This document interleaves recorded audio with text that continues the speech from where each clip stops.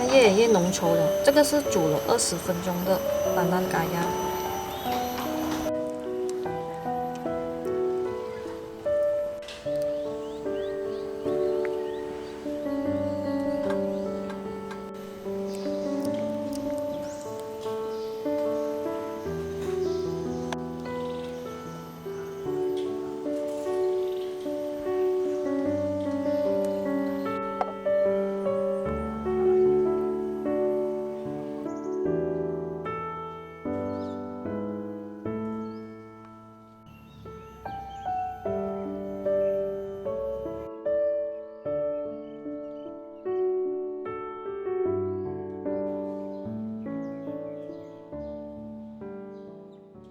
茶面包吃，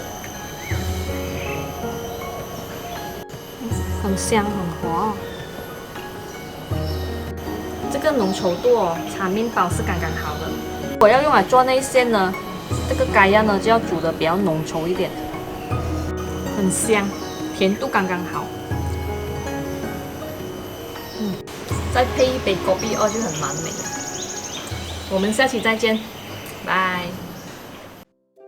观看更多，请关注傻大姐美食厨房。